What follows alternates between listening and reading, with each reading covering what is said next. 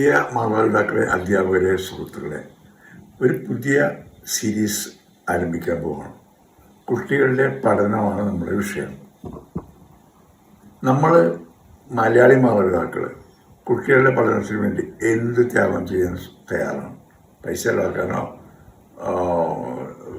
മറ്റു ബുദ്ധിമുട്ടാനോ എന്തിനും തയ്യാറാണ്. ഒന്ന് പഠിച്ചു കിട്ടിയാൽ മതി. പക്ഷേ ചില കുട്ടികൾ പഠിച്ച് ഉയർന്നു വരുമ്പോൾ മറ്റു ചില താഴെകളുണ്ട്, ചില നിലം പരിശീലനം.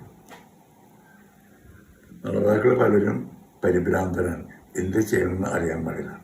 ഇനി എന്തുകൊണ്ട് പിള്ളേർ പഠിക്കുന്നില്ല എന്ന് ചോദിച്ചാൽ ഞാൻ ചുരുക്കി പറഞ്ഞുതരാം.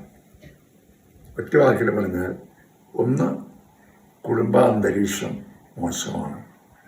ഭാര്യ ഭർത്താക്കന്മാർ തമ്മിൽ, അച്ഛനമ്മയും തമ്മിൽ സ്ഥിരം വഴക്കുള്ള കുടുംബങ്ങൾ പ്രശ്നമുള്ള കുടുംബങ്ങളാണ്. വല്ലപ്പോഴൊക്കെ ഉണ്ടാവും, അതെല്ലായിടത്തും ഉണ്ടാവും. പിന്നെ കുട്ടികൾക്ക് കിട്ടുന്ന അമിതമായ ശിക്ഷകൾ. ഇനി ഇതൊന്നും കുഴപ്പമില്ല എന്ന് വിചാരിച്ചു. കുടുംബാന്തരീക്ഷം നല്ലതാണ്, മാതാപിതാക്കളെ സ്നേഹിക്കുന്നുണ്ട്, അമിത ശിക്ഷകളും ഇല്ല, സ്കൂളിലും ഒക്കെയാണ്. ഇതെങ്ങനെ ആയാൽ പോലും ചില കുട്ടികൾ പഠിത്തത്തിൽ മോശം. അവരെ പറ്റിയാണ് ഞാനിപ്പോൾ പറയാൻ പോകുന്നത്. ഇങ്ങനെയുള്ള കുട്ടികൾ എന്തുകൊണ്ട് അങ്ങനെയാണ്, അവരെ എങ്ങനെ പഠിപ്പിക്കണം, ശിക്ഷിക്കുന്നു, ശിക്ഷിക്കാതിരിക്കുന്നു, ഇതെല്ലാം വളരെ വിശദമായിട്ട് പറയുന്ന ഒരു സീരീസ് ആണ് നമ്മൾ ആരംഭിക്കാൻ പോകുന്നത്. ഞാനൊരു കഥ പറഞ്ഞു തുടങ്ങാം. സംഭവമാണ്, എൻ്റെ അടുത്ത് കൗൺസിലിംഗ് വന്നതാണ്. ഞാൻ കൗൺസിലിംഗ് വീട്ടിൽ ചെയ്യുന്ന ആളാണ്. ആരംഭിച്ചിട്ട് 44 വർഷമായി. ഞാൻ അടിസ്ഥാനപരമായിട്ട് പറഞ്ഞ ഒരു ഫിസിക്സ് പ്രൊഫസറാണ്. ഫോർട്ട് കൊച്ചിക്കടുത്തുള്ള കൊച്ചിൻ കോളേജിൽ ഞാൻ 32 വർഷം പഠിപ്പിച്ചു. 2000 റിട്ടയർ ചെയ്തു വൈസ് പ്രിൻസിപ്പളായിട്ട്. പറഞ്ഞ് എനിക്ക് 24 വർഷമായി. ഈ 24 വർഷം ഞാൻ ഫിസിക്സ് പഠിപ്പിച്ചിട്ടില്ല, മനഃശാസ്ത്രത്തിൽ മുഴുകിയിരിക്കുക. ഞാൻ പിന്നെ പറഞ്ഞത് എന്താണ്, എൻ്റെ അനുഭവങ്ങളുടെ വെളിച്ചത്തിലാണ് ഞാൻ ഈ സീരീസ് തയ്യാറാക്കി വെച്ചിട്ടുള്ളത്. ഒരു സംഭവത്തോടെ തുടങ്ങാം. 7ാം ക്ലാസ്സിൽ പഠിക്കുന്ന ഒരു കുട്ടിയും കൊണ്ട് മാതാപിതാക്കളുടെ ഇടയ്ക്ക് വന്നു. ഈയിടെയാണ്. എന്നിട്ട് പറഞ്ഞു, ഇവന് വേറൊരു കുഴപ്പമൊന്നുമില്ല സാറേ, ചന്ദ്രനിൽ പോയിട്ട് കല്ലും മണ്ണും പറക്കാൻ ചന്ദ്രൻ്റെ ആവശ്യമൊന്നുമില്ല, ഇവനെ വിട്ടാൽ മതി. ഇവൻ എന്തും ചെയ്യും. ഇവൻ മരത്തേലും കയറും, തെങ്ങിൻ്റെ മണ്ടയ്ക്കലും അതും കയറും, അവൻ എന്തും ചെയ്യും. ഭയങ്കര കഴിവുകളാണ്. പഠിത്തം നന്നായിട്ട് പഠിക്കും. പക്ഷേ കണക്കിന് മാത്രം. കണക്ക് ഞാൻ ഇഷ്ടമല്ല, മടിയാണ്. കണക്ക് ഭയങ്കര മടിയാണ്. അറിയാം, എല്ലാം അറിയാം. കണക്കിന് 1ാം ക്ലാസ് മുതൽ 7ാം ക്ലാസ് വരെ ഇന്നുവരെ ജയിച്ചിട്ടില്ല. 100-ൽ 10 മാർക്ക്, 12 മാർക്ക്, 8 മാർക്ക്. തല്ലി നോക്കി, ചീത്ത പറഞ്ഞ് നോക്കി, കളിയാക്കി നോക്കി, വീട്ടിൽ നിന്ന് ഒരിക്കൽ പുറത്താക്കി നോക്കി. എന്നാൽ അവൻ കുടുംബമില്ല, അവൻ പഴയ പോലെ. എന്ത് ചെയ്യണം എന്നറിയാൻ വേണ്ടി വന്നതാണ്. ഞാൻ ആ കുട്ടീനെ ആസ്വദിച്ചു. ഒരു നല്ലൊരു പയ്യൻ, എല്ലാപ്പോഴും നല്ലതാണ്. ഒന്ന് പരിചയപ്പെട്ട ശേഷം ചോദിച്ചു, മോനെ 10ൽ നിന്ന് 7 പോയാൽ ബാക്കി എത്രയുണ്ട്? ഇവൻ കൈകാലം എടുത്തു വെച്ച് കൈയൊക്കെ എടുത്തിട്ട് 10ൽ നിന്ന് 7 പോകണമല്ലേ? പിന്നെ സ്വല്പം നേരം ബുദ്ധിമുട്ടിയവൻ. എന്നിട്ട് പറയാൻ, അങ്ങളെ 12ആണോ 17ആണോ എനിക്ക് സംശയമുണ്ട്. മോനെ 10 ആകെ ഉള്ളൂ, അല്ലെങ്കിൽ 12 നിങ്ങൾ എനിക്കൊന്നും മനസ്സിലാവില്ല. ശിക്ഷ കിട്ടി വീട്ടിൽ അമ്മയും തരില്ല, അച്ഛനും തരില്ല, ടീച്ചറും തരില്ല. എനിക്ക് പറ്റണ്ടേ? വളരെ സങ്കടത്തോടെ ഞാൻ പറഞ്ഞത്. ഇത് ഒരു കുട്ടിയുടെ കഥയല്ല, ഇങ്ങനത്തെ നിരവധി കുട്ടികളുടെ കഥ ഞാൻ പറഞ്ഞത്. ഇത് പഠന വൈകല്യം, ലേണിംഗ് ഡിസോർഡർ എന്ന് പറയുന്ന ഒരു പ്രതിഭാസമാണ്. പഠിക്കാൻ ബുദ്ധിമുട്ട്, ബാക്കി എല്ലാത്തിനും വലിയ മിടുക്കലായിരിക്കും. ബുദ്ധി അളന്നാൽ കൂടിയിരിക്കും. പക്ഷെ പഠിത്തം വരുമ്പോൾ പ്രശ്നമാണ്. അത് 3 തരം പ്രശ്നങ്ങളുണ്ട്. ഒന്ന്, വായിക്കാൻ ബുദ്ധിമുട്ട്, എഴുതാൻ ബുദ്ധിമുട്ട്, കണക്കിന് ബുദ്ധിമുട്ട്. 3 തരമുള്ളൂ. ഇതിലേത് വന്നാലും പഠന വൈകല്യം ഉള്ള കുട്ടി എന്ന് പറയും. LD child, learning disorder. ഇതിപ്പോൾ കണക്കിൻ്റെ കാര്യമാണ്. ഇനി മറ്റൊരു കുട്ടിയുടെ കഥ പറഞ്ഞുതരാം. ഇത് 10ാം ക്ലാസ്സിൽ പഠിക്കുന്ന ഒരു പെൺകുട്ടിയാണ്. ഇതിനെ കൊണ്ടുവന്നത് അമ്മയാണ്. അമ്മ പഠിപ്പിക്കുന്ന സ്കൂളിലാണ് ഈ കുട്ടി പഠിച്ചിരുന്നത്. ഞാൻ 10-30 കൊല്ലം മുമ്പുള്ളൊരു കഥയെ പറയാം, സംഭവം പറയാം. ഈ അമ്മയുടെ കയ്യിൽ ഇവളുടെ മോഡൽ എക്സാമിനേഷൻ്റെ 12 പേപ്പർ, അന്ന് 12 പരീക്ഷയുണ്ട്, പേപ്പറും ഉണ്ട്. അത് എൻ്റെ മേശം വെച്ചിട്ട് പറഞ്ഞു, നോക്ക് സാറേ, ഇതിൽ ഒരെണ്ണത്തിന് പോലും 1 മാർക്കിൽ കൂടുതലില്ല. 100-ൽ 1 മാർക്ക്. ചിലതര, ചിലത് 0. എന്നാൽ വീട്ടിൽ വന്ന് ജോലി കടലാസ് ചോദിച്ചാൽ എല്ലാം മണി പോലെ പറയും. ഒരു 80 മാർക്കുണ്ടെന്ന് പറയും. പക്ഷെ പരീക്ഷ പേപ്പറിലില്ല. 2-3 പേര് എഴുതിയിട്ടുണ്ടാവും. അതും വെട്ടും കുത്തും ഈ കോഴി മതിയ പോലെ. എന്താ കാരണം എന്നറിയാൻ പാടില്ല. എല്ലാ ശിക്ഷകളും കൊടുത്തു നോക്കി, എനിക്കില്ല. അപ്പോൾ ഞാൻ എന്താ കാരണം? എഴുതാൻ മടി. ഞാൻ പറഞ്ഞു, ടീച്ചറെ, ഈ കുട്ടിക്ക് പഠന വൈകല്യമാണുള്ളത്. എഴുത്ത് ബുദ്ധിമുട്ടാണ്. വായിക്കും, ബുദ്ധിയുണ്ട്. ഇങ്ങനത്തെ കുട്ടികളുടെയൊക്കെ ബുദ്ധി ഐക്യം നോക്കിയാൽ സാധാരണ കുട്ടികളെക്കാളും കൂടിയിരിക്കും. പക്ഷെ പഠിത്തം വരുമ്പോൾ പ്രശ്നമാണ്. ഇനി വേറൊരു തരം പ്രശ്നമുള്ള കുട്ടിയുണ്ട്, വായിക്കുന്നത് ഒന്നുകിൽ വായിക്കാൻ വളരെ വിസമ്മതം കാണിക്കും, അല്ലെങ്കിൽ വായിക്കുന്ന തപ്പിത്തടഞ്ഞ് അവിടെ എല്ലാം തെറ്റ്, സ്പെല്ലിങ് തെറ്റ് എല്ലാം തെറ്റ്, അങ്ങനെ വായിക്കുള്ളൂ. മോനെ ഉറക്കെ വായിക്കുക എന്ന് പറഞ്ഞാൽ അവർ വായിക്കില്ല. കാരണം തെറ്റിപ്പോകുന്ന ആൾക്കറിയാം, തെറ്റിപ്പോകുമ്പോൾ കളിയാക്കും, അല്ലെങ്കിൽ തല്ല് കിട്ടും. അതുകൊണ്ട് വായിക്കില്ല. ഇത് വായനയിൽ ബുദ്ധിമുട്ട്. സോ വായന, എഴുത്ത്, കണക്ക്, ഈ 3 കാര്യങ്ങളിൽ പ്രശ്നം ഉണ്ടാകാൻ സാധ്യതയുണ്ട്. ഇതുള്ളവരെ പഠന വൈകല്യമുള്ള കുട്ടികൾ എന്ന് പറയും. ബ്രാൻഡ് ചെയ്യുന്നില്ല, അവരങ്ങനെ മോശമില്ല, അവർ ഭയങ്കര ഉഗ്രന്മാരാണ്. അവരെ പറ്റി ഞാൻ പറഞ്ഞുതരാം. ഇങ്ങനെ പ്രശ്നമുള്ള കുട്ടികളെ പറ്റി പറയുന്ന എപ്പിസോഡിലാണ് ഞാൻ പറഞ്ഞു, ഇവരെല്ലാവരും ഒരു കാര്യം നേരത്തെ പറയാം, ഇവരെല്ലാവരും ജീവിതത്തിൽ ഉയർന്നു വരും. ഞാൻ ഗ്യാരണ്ടി തരും. ഇപ്പോൾ ഗ്യാരണ്ടി കുറിച്ച് ഒപ്പിട്ടുതരാം. അതെങ്ങനെയാണെന്ന് പറഞ്ഞാൽ അതിന് അവരെ പഠിപ്പിക്കാൻ ചില രീതികളുണ്ട്. അവർ ചെയ്യേണ്ട ചില കാര്യങ്ങൾ, ചെയ്യേണ്ടാത്ത ചില കാര്യങ്ങളുണ്ട്. ഇതെല്ലാം വളരെ വിശദമായിട്ട് ഞാൻ പറഞ്ഞുതരാം. വായനക്കാരുടെ പറഞ്ഞുതരാം, എഴുത്തിൻ്റെ എല്ലാം പറഞ്ഞുതരാം. ഇനി ഇത് 3 ഉണ്ടായാലും ഇല്ലെങ്കിലും ചില കുട്ടികൾക്ക് വേറെ പ്രശ്നം ഉണ്ടാകാൻ വഴിയുണ്ട്.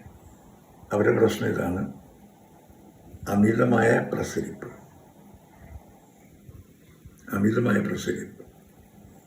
Hyper activity.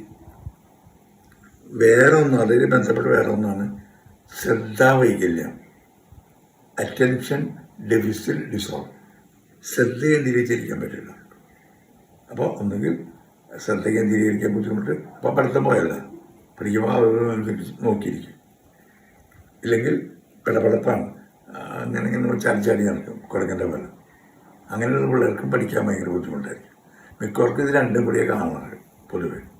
അപ്പോൾ അതിന് ADHD എന്ന് പറയും, attention deficit hyper activity disorder.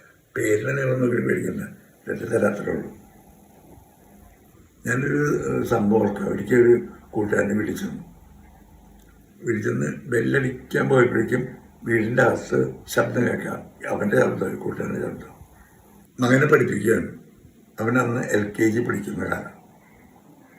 എൻ്റെ കൂട്ടുകാരൻ്റെ ശബ്ദം കേൾക്കാം, വായിക്കടാ, നീ എവിടെ നോക്കിയിരിക്കുകയാണ്. അവനെ ഞാൻ കാണുന്നില്ല. അപ്പോൾ അവൻ ABC, അച്ഛാ ഇതൊരു കാക്ക. നിന്നോടല്ലേ പറഞ്ഞു ഇവിടെ ചലിക്കാൻ പറഞ്ഞത്, അതിൻ്റെ ഉള്ള കാക്കേനെ പൂച്ചനെ കഴിക്കാൻ പോവാ. ഇവനിത് പിന്നെയും വായിക്കും. പിന്നെ ഇടയ്ക്ക് ഇതുപോലെ എന്തെങ്കിലും പറയും. അവസാനം ഞാൻ ബെല്ലടിച്ച് അസീറി ചോദിച്ചു, എന്താ സംഭവം? ഇവനെ വായിക്കണില്ല, ഇവന് വായിക്കാൻ മടിയ. അതിൻ്റെ കൂടെ കാക്കടയും പൂച്ചടയും കഥ പറഞ്ഞു നിൽക്കുക. ഞാൻ പറഞ്ഞതേ, മിക്കവാറും ഇതായിരിക്കും പ്രശ്നം. അവന് ശ്രദ്ധാവൈകല്യമുണ്ട്, ശ്രദ്ധിച്ചിരിക്കാൻ ബുദ്ധിമുട്ടാണ്, ശ്രദ്ധ പോകും. മിക്കവാറും ഈ അമിത പ്രസരിപ്പം കാണും. ഇതൊക്കെ അറിയണമെങ്കിൽ ടെസ്റ്റ് ചെയ്യുന്ന സ്ഥലങ്ങളിൽ അവർ പിടിച്ച് ടെസ്റ്റ് ചെയ്യണം എന്ന് പറഞ്ഞ് അതവിടെ അവസാനിപ്പിക്കുകയാണ്. അപ്പോൾ എൻ്റെ പ്രിയ സുഹൃത്തുക്കളെ, ഈ 5 പ്രശ്നങ്ങൾ വായനയിൽ, എഴുത്തിൽ, കണക്കിൽ ബുദ്ധിമുട്ടുണ്ടാവാം, അമിതമായ പ്രസരിപ്പുണ്ടാവാം, ശ്രദ്ധ കേന്ദ്രീകരിക്കാൻ ബുദ്ധിമുട്ടുണ്ടാകും. ഇതിലേത് വന്നാലും പഠനം ബുദ്ധിമുട്ടാണ്. ചിലർക്കിത് ഒരു 10 ഡിഗ്രിക്ക് ഉണ്ടാവുള്ളൂ, അത്യാവശ്യം അഡ്ജസ്റ്റ് ചെയ്ത് പോകാൻ പറ്റും. ചിലർക്കൊരു 50 ഡിഗ്രിയിലൊക്കെ വരും ഈ പ്രശ്നങ്ങൾ. അപ്പോൾ കുറച്ച് ബുദ്ധിമുട്ട് കൊള്ളുക. ചിലർക്ക് 80-100 ഉണ്ടാവും. ഞാൻ നേരത്തെ പറഞ്ഞ കണക്കിൻ്റെ കുട്ടിയുടെ കഥ പറഞ്ഞു, അതൊക്കെ 100 ഡിഗ്രി എന്ന് പറയാം. പിന്നെ ആ പെൺകുട്ടിയുടെ കഥ പറഞ്ഞു, അതൊക്കെ 100 ഡിഗ്രി എന്ന് പറയാം. ഇവരെ എന്ത് ചെയ്യണം? എൻ്റെ സുഹൃത്തുക്കളെ, ഇവരെല്ലാം ഉയർന്നു വരും. എൻ്റെ ഗ്യാരണ്ടി ഞാൻ ഒന്നും കൂടി ആവർത്തിക്കുന്നു, ഇവരെല്ലാവരും ഉയർന്നു വരും. ഇനി ഞാൻ നിങ്ങൾക്കൊരു സത്യം പറഞ്ഞുതരാം. ഈ 5 എണ്ണത്തിൽ 4 എണ്ണമുള്ളതാണ് ഞാൻ. വായിക്കാൻ ബുദ്ധിമുട്ട്, എഴുതാൻ കുഴപ്പമില്ല, കണക്ക് ബുദ്ധിമുട്ട്, ശ്രദ്ധാവൈകല്യം, അമിത പ്രസരിപ്പ്, ഇതാണ് ജനിക്കുന്നത്. ഈ ഞാൻ MSc ഫിസിക്സ് പാസ്സായതാണ്. അപ്പോൾ നിങ്ങൾ ചോദിക്കും, അതെങ്ങനെ സംഭവിച്ചു? പേടിക്കണ്ട, ഞാൻ പറഞ്ഞാൽ എങ്ങനെയാണ്. എൻ്റെ വീട് എറണാകുളത്താണ്, മാർക്കറ്റ് റോഡിലാണ് തറവാട്. ഞാൻ താമസിക്കുന്നത് തേവരയാണ്, എറണാകുളത്ത്. വീടിൻ്റെ അടുത്താണ് സെയിൻറ്റ് ആൽബർട്ട്സ് സ്കൂളും കോളേജും. അവിടെയാണ് പഠിച്ചത്, 1 മുതൽ ഡിഗ്രി വരെ. അന്ന് അഡ്മിഷൻ കിട്ടാൻ വലിയ ബുദ്ധിമുട്ടൊന്നുമില്ല. എനിക്ക് ഫിസിക്സ്, എൻജിനീയറിങ് ഒഴിച്ച് വേറെ ഒരു സബ്ജക്റ്റും പറ്റില്ല.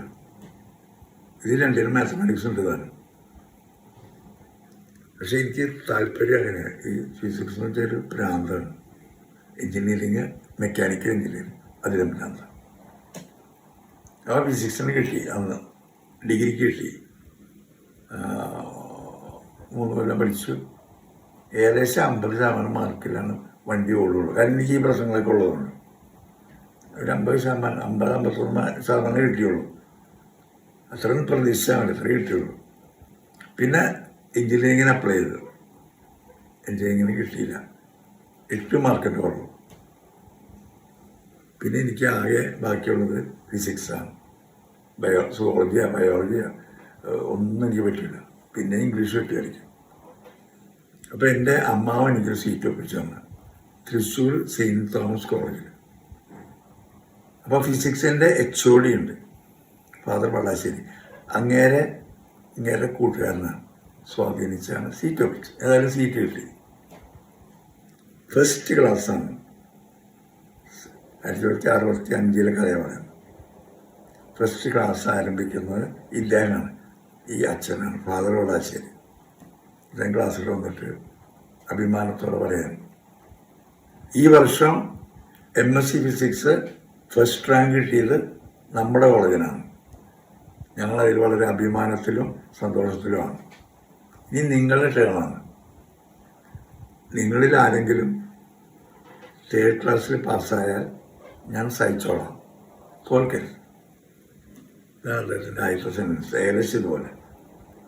അപ്പോൾ തോൽക്കേണ്ട കാര്യമൊന്നുമില്ല, തോൽക്കേണ്ട കാര്യം ആർക്കും തോന്നിക്കാണില്ല. പക്ഷേ ഒരു ഭയം തോറ്റു. പിറ്റേ വർഷം പാസ്സായി. അവനും ഞങ്ങളെല്ലാവരും ഫിസിക്സ് അധ്യാപകരായി. അതിലൊരാളാണ് ഞാൻ.